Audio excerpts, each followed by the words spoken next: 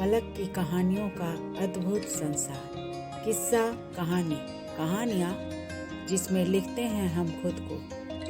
मैं रीता मिश्रा तिवारी और आज मशहूर उपन्यासकार मुंशी प्रेमचंद जी की रचना निर्मला का आज मैं 11वां अनुच्छेद पढ़ने जा रही हूँ।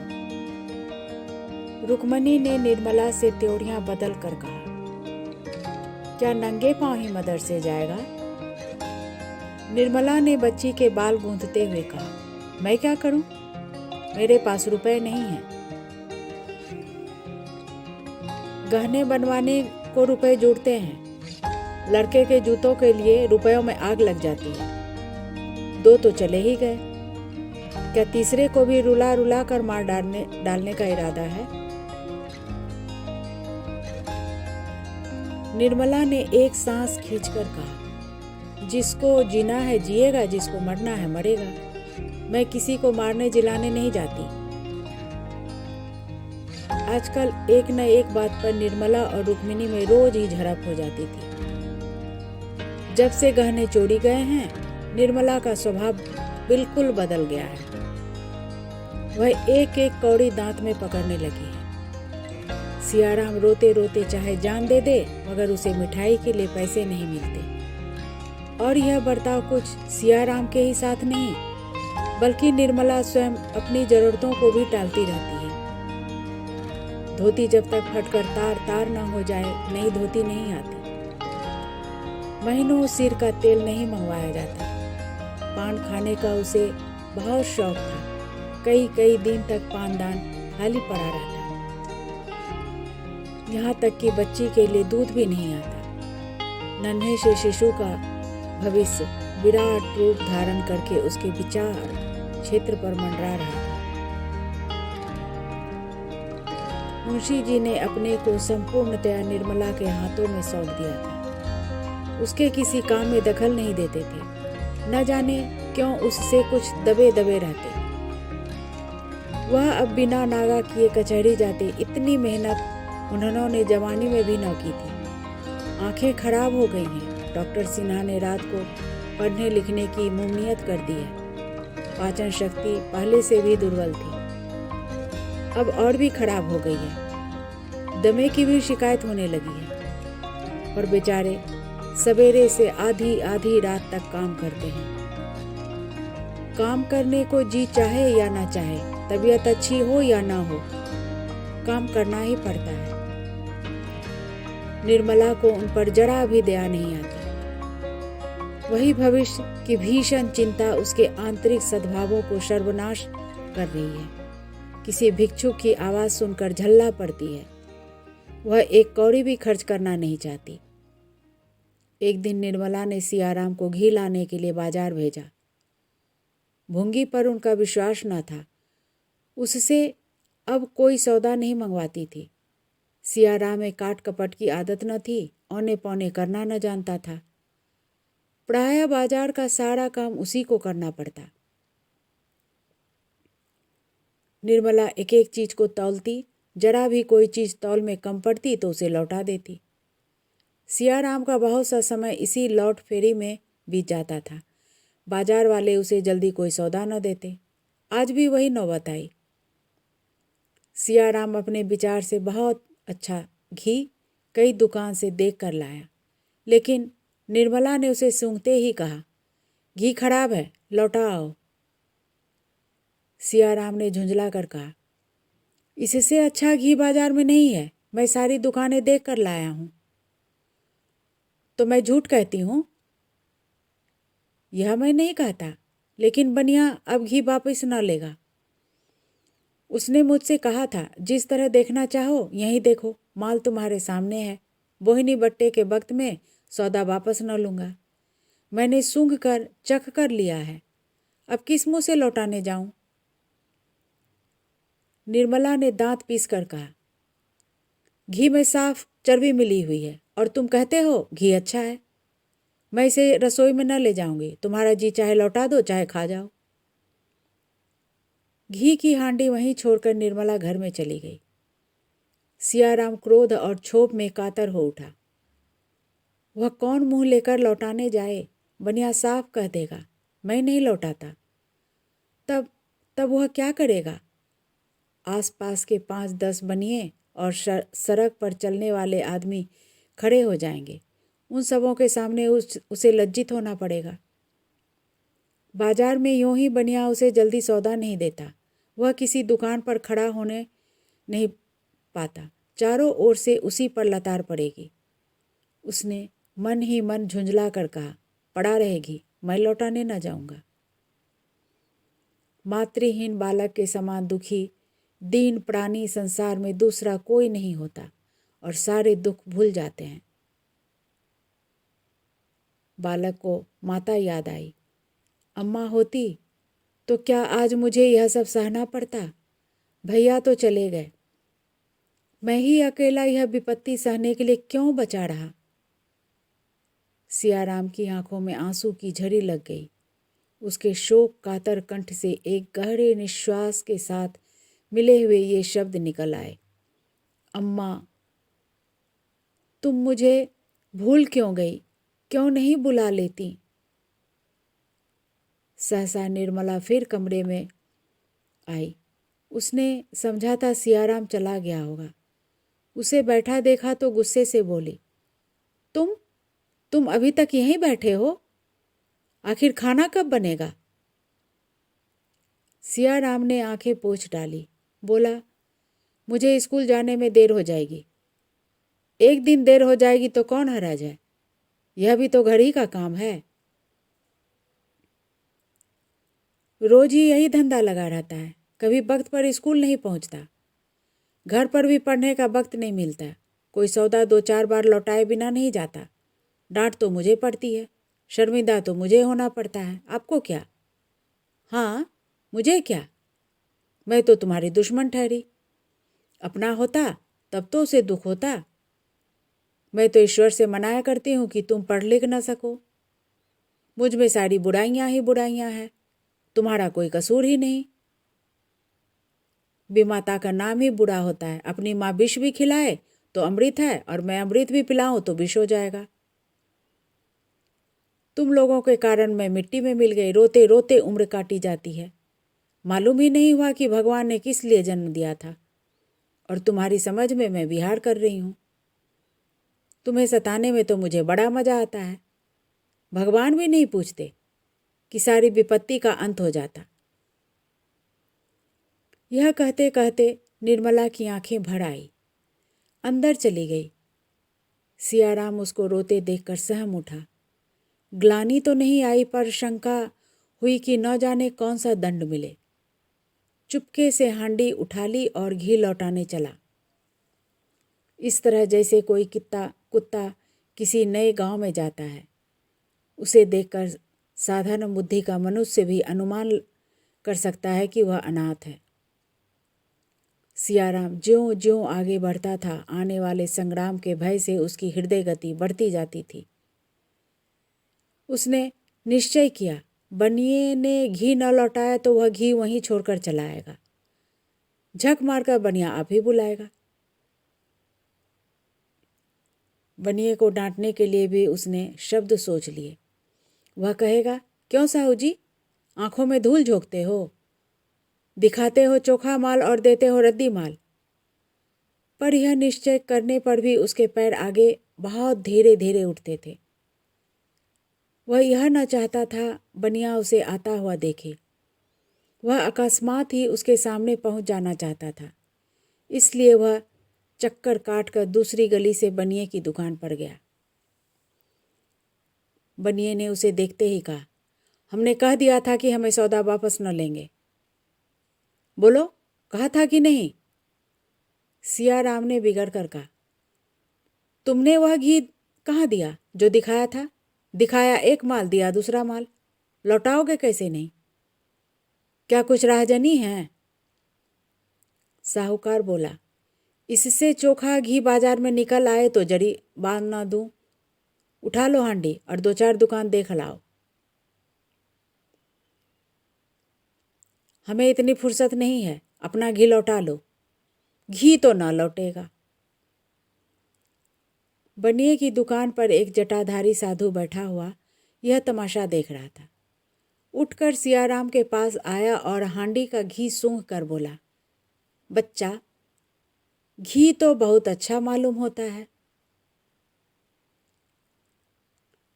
साधु की सह पाकर साहूकार बोला, बाबा जी, हम लोग तो आप ही इनको घटिया माल नहीं देते, खराब माल क्या जाने सुने ग्राहकों को दिया जाता है। घी ले जाओ बच्चा, बहुत अच्छा है। सियाराम रो पड़ा। घी को बुरा सिद्ध करने के लिए उसके पास अब कोई प्रमाण नहीं था। बोला, वही तो कहती हैं घी अच्छा नहीं है, लौटा आओ। मैं तो कहता था कि घी अच्छा है।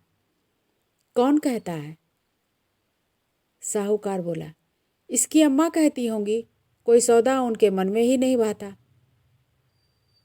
बेचारे लड़के को बार बार दौड़ाया करती है, सौतेली माँ है ना, अपनी माँ होती तो कुछ ख्याल भी करती। साधु ने सियाराम को सहृदय नेत्रों से देखा, मानो उसे त्राण देने के लिए उनका हृदय विकल हो रहा था।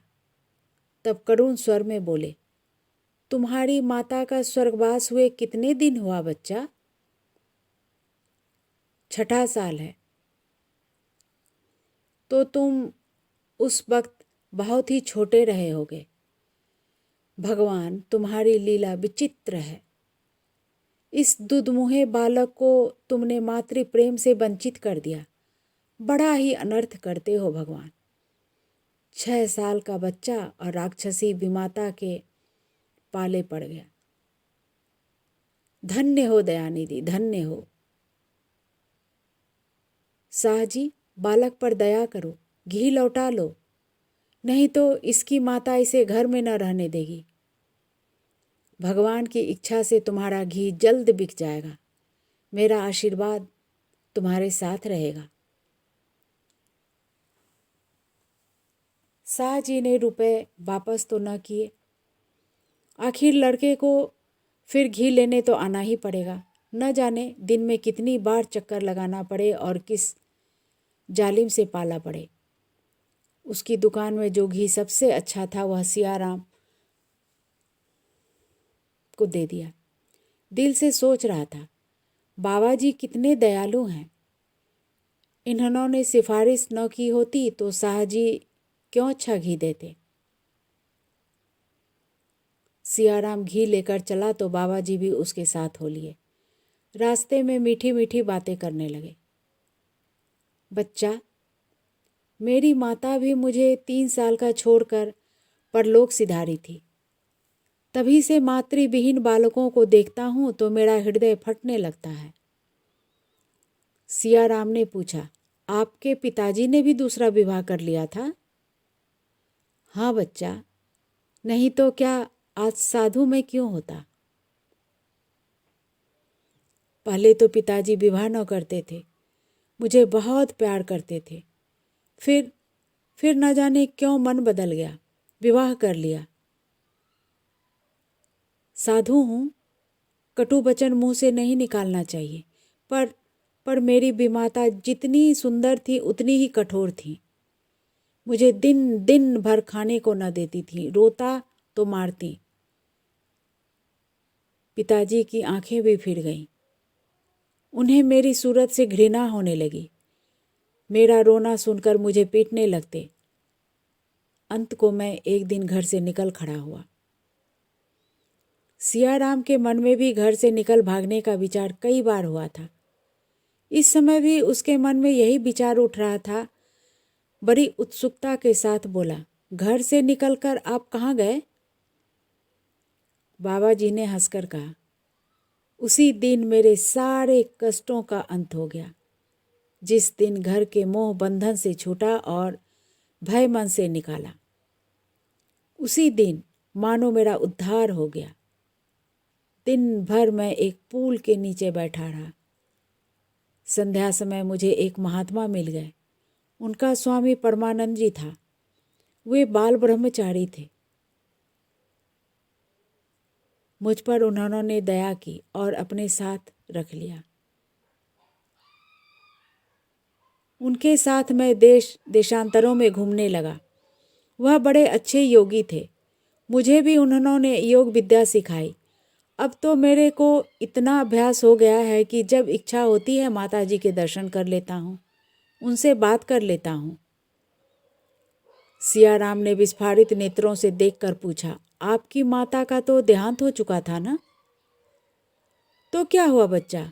योग विद्या में वह शक्ति है कि जिस मृत आत्मा को चाहे बुला लें। मैं योग विद्या सीख लूँ तो मुझे भी माता जी के दर्शन होंगे? अवश्य। अभ्यास से सब कुछ हो सकता है। हाँ, योग गुरु चाहिए। योग से बड़ी बड़ी सिद्धियां प्राप्त हो सकती हैं। जितना धन चाहो पल मात्र में मंगा सकते हो। कैसी ही बीमारी हो उसकी औषधि बता सकते हो। आपका स्थान कहाँ है? बच्चा, मेरे को स्थान कहीं नहीं है।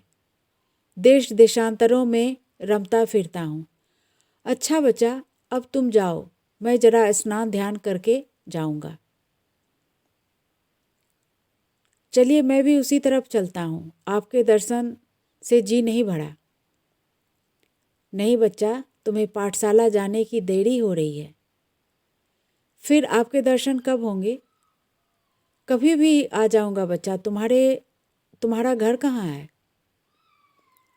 सियाराम प्रसन्न होकर बोला, चलिएगा मेरे घर, बहुत नज़दीक है, आपकी बड़ी कृपा होगी।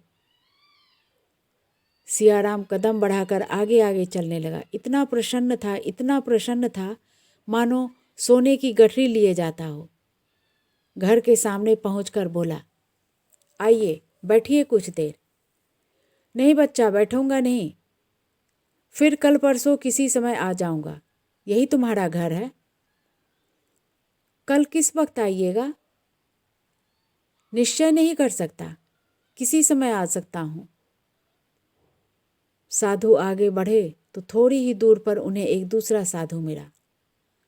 उसका नाम था हरिहरानंद। परमानंद से पूछा, कहाँ कहाँ की सैर की? कोई शिकार फंसा? हरिहरानंद बोला, इधर चारों तरफ घूम आया, कोई शिकार न मिला। एकाध मिला भी तो मेरी हंसी उड़ाने लगा। परमानंद ने कहा, मुझे तो एक मिलता हुआ जान पड़ता है, फंस गया जाए तो जानूं। हरिहरानंद बोला, तुम यूं ही कहा करते हो, जो आता है 2-1 दिन बाद निकल भागता है। परमानंद कहा, अब की न भागेगा, देख लेना। इसकी माँ मर गई है, बाप ने दूसरा विवाह कर लिया है, माँ भी सताया करती है, घर से उबा हुआ है। हरिहरानंद बोला, खूब अच्छी तरह जानता हूँ, यही तरकीब सबसे अच्छी है। पहले इसका पता लगा लेना चाहिए कि मोहल्ले में किन किन घरों में भी माताएं हैं, उन्हीं घरों में फंदा डालना चाहिए। निर्मला ने बिगड़ कर कहा, इतनी देर कहाँ लगाई? सियाराम ने ढिठाई से कहा, रास्ते में एक जगह सो गया था। यह तो मैं नहीं कहती, पर जानते हो कै बज रहा है? 10 कभी के बज गए। बाजार कुछ दूरी पर तो नहीं है?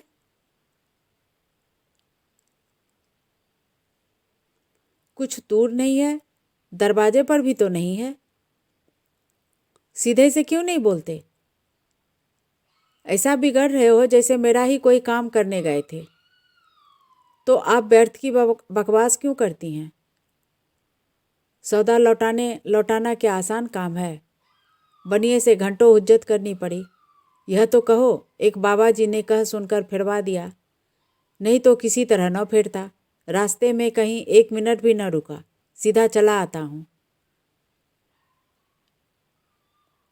घी के लिए गए तो तुम 11 बजे लौटे हो, लकड़ी के लिए जाओगे तो सांझ ही कर दोगे। तुम्हारे बाबूजी बिना खाए ही चले गए, तुम्हें इतनी देर लगाने था तो पहले ही क्यों नहीं कह दिया, जाते ही लकड़ी के लिए। सियाराम अब अपने को संभाल न सका, झल्ला कर बोला, लकड़ी किसी और से मंगाइए, मुझे स्कूल जाने को देर हो रही है। खाना ना खाओगे? नहीं खाऊंगा। मैं खाना बनाने को तैयार हूँ। हाँ, लकड़ी लाने नहीं जा सकती। भूंगी को क्यों नहीं भेजती? भूंगी का लाया सौदा तुमने कभी देखा नहीं है। तो मैं इस वक्त न जाऊंगा। मुझे दोष न देना। सियाराम कई दिनों से स्कूल नहीं गया था। बाजार हाट के मारे उसे किताबें देखने का समय ही न मिलता था। स्कूल जाकर झिड़कियाँ खाना, बेंच पे खड़े होना या ऊंची टोपी देने के सिवा और क्या मिलता। वह घर से किताबें लेकर चलता, पर शहर के बाहर जाकर किसी वृक्ष की छांव में बैठा रहता, पलटनों की कवायद देखता। 3-4 बजे घर लौट आता। आज भी वह घर से चला, लेकिन बैठने में उसका जी न लगा। उस पर आंतें अलग ही जल रही थी। हाँ, अब उसे रोटियों के भी लाले पड़ गए। 10 बजे क्या खाना न बन सकता था? माना कि बाबूजी चले गए थे। क्या मेरे लिए घर में 2-4 पैसे भी न थे? अम्मा होती तो इस तरह बिना कुछ खाए पिए आने देती। मेरा अब कोई नहीं रहा। सियाराम का मन बाबा जी के दर्शन के लिए व्याकुल हो उठा। उसने सोचा, इस वक्त वह कहाँ मिलेंगे, कहाँ चलकर देखूं। उनकी मनोहर वाणी, उनकी उत्साहप्रद सांत्वना उसके मन को खींचने लगी। उसने आतुर होकर कहा, मैं उनके साथ ही क्यों न चला गया? घर पर मेरे लिए क्या रखा था? वह आज यहाँ से चला तो घर न जाकर सीधा घी वाले शाह जी की दुकान पर गया। शायद बाबा जी से वहाँ मुलाकात हो जाए। पर वहाँ बाबा जी न थे। बड़ी देर तक खड़ा खड़ा लौट आया। घर आकर बैठा ही था कि निर्मला ने आकर कहा, आज देर कहाँ लगाई? सवेरे खाना नहीं बना? क्या इस वक्त भी उपवास होगा? जाकर बाजार से कोई तरकारी लाओ। सियाराम ने झल्लाकर कहा, दिन भर का भूखा चला आता हूँ, कुछ पानी पीने तक को नहीं लाई। ऊपर से बाजार जाने का हुक्म दे दिया। मैं नहीं जाता बाजार, किसी का नौकर नहीं हूँ। आखिर रोटियां ही तो खिलाती हो या और कुछ। ऐसी रोटियां जहाँ मेहनत करूँगा वहीं मिल जाएगी। जब मजूरी ही करनी है तो आपकी न करूँगा। जाइए, मेरे लिए खाना मत बनाइएगा। निर्मला अवाक रह गई। लड़के को आज क्या हो गया? और दिन तो चुपके से जाकर काम कर लाता था, आज क्यों त्योरियां बदल रहा है? अब भी उसको यह न सूझी कि सियाराम को 2-4 पैसे कुछ खाने को दे दे। उसका स्वभाव इतना कृपण हो गया था। बोली, घर का काम करना तो मजूरी नहीं कहलाती। इसी तरह मैं भी कह दूं कि खाना नहीं पकाती, तुम्हारे बाबूजी कह दें कि कचहरी नहीं जाता, तो क्या हो बताओ? नहीं जाना चाहते तो मत जाओ, भूंगी से मंगा लूँगी। मैं क्या जानती थी कि तुम्हें बाजार जाना बुरा लगता है? नहीं तो बला से धेले की चीज़ पैसे में आती। तुम्हें न भेजती। लो, आज से कान पकड़ती हूँ। सियाराम दिल में कुछ लज्जित तो हुआ, पर बाजार न गया। उसका ध्यान बाबा जी की ओर लगा हुआ था। अपने सारे दुखों का अंत और जीवन की सारी आशाएं उसे अब बाबा जी के आशीर्वाद में मालूम होती थी। उन्हीं की शरण जाकर उसका वह आधारहीन जीवन सार्थक होगा। सूर्यास्त के समय वह अधीर हो गया। सारा बाजार छान मारा, लेकिन बाबा जी का कहीं पता न चला। दिन भर का भूखा प्यासा वह अबोध बालक दुखते हुए दिल को हाथों से दबाए आशा और भय की मूर्ति बना दुकानों, गलियों और मंदिरों में उस आश्रम से खोजता हुआ उस आश्रम फिरता रहा जिसके बिना उसे अपना जीवन दुस्सह हो रहा था। एक बार मंदिर के सामने उसे कोई साधु खड़ा दिखाई दिया। उसने समझा वही है। हर्षोल्लास से वह फूल उठा, दौड़ा और साधु के पास जाकर खड़ा हो गया। पर यह कोई और ही महात्मा थे। निराश होकर आगे बढ़ गया। धीरे धीरे सड़कों पर सन्नाटा छा गया। घरों के द्वार बंद होने लगे। सड़क की पटरियों और गलियों में बस खटे या बोरे बिछा बिछाकर भारत की प्रजा सुख निद्रा में मग्न होने लगी। लेकिन सियाराम घर न लौटा। उस घर से उसका दिल फट गया था, जहाँ किसी को उससे प्रेम न था, जहाँ वह किसी पराश्रित की भांति पड़ा हुआ था, केवल इसलिए कि उसे और कहीं शरण न थी। इस वक्त भी उसके घर न जाने को किसे चिंता होगी।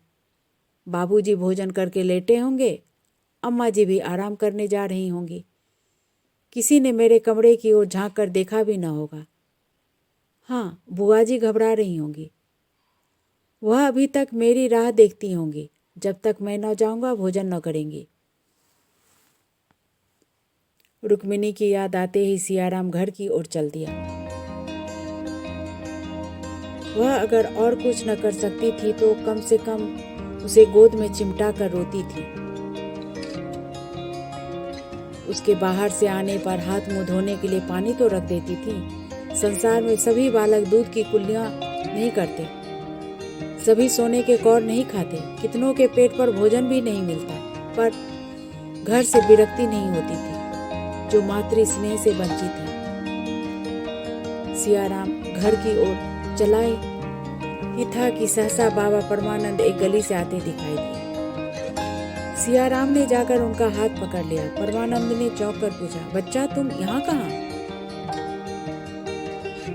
सियाराम ने बात बनाकर कहा, एक दोस्त से मिलने आया था। आपका स्थान यहाँ से कितनी दूर है? परमानंद ने कहा, हम लोग तो आज यहाँ से जा रहे हैं। बच्चा हरिद्वार की यात्रा है। सियाराम ने हतोत्साह होकर कहा, क्या आज ही चले जाइएगा? हाँ बच्चा, अब लौटकर आऊंगा तो दर्शन दूंगा। सियाराम ने दुखी होकर कहा, मैं भी आपके साथ चलूंगा। मेरे साथ? तुम्हारे घर के लोग जाने देंगे? घर के लोगों को मेरी क्या परवाह है। इसके आगे सियाराम और कुछ न कह सका। उसके अश्रुपूरित नेत्रों ने उसकी करुणा, उसकी गाथा उससे कहीं विस्तार के साथ सुना था, जितनी उसकी वाणी कर सकती थी। परमानंद ने बालक को कंठ से लगाकर कहा, अच्छा बच्चा, तेरी इच्छा हो तो चल। साधु संतों की संगति का आनंद उठा। भगवान की इच्छा होगी तो तेरी इच्छा पूरी होगी। दाने पर मंडराता हुआ पक्षी अंत में दाने पर गिर पड़ा। उसके जीवन का अंत पिंजरे में होगा या व्याध की छुरी के तले, यह कौन जानता है। आज बस इतना ही। आगे की कहानी जानने के लिए सुने अगले भाग में। अभी आप सुन रहे थे मुंशी प्रेमचंद जी की कहानी निर्मला।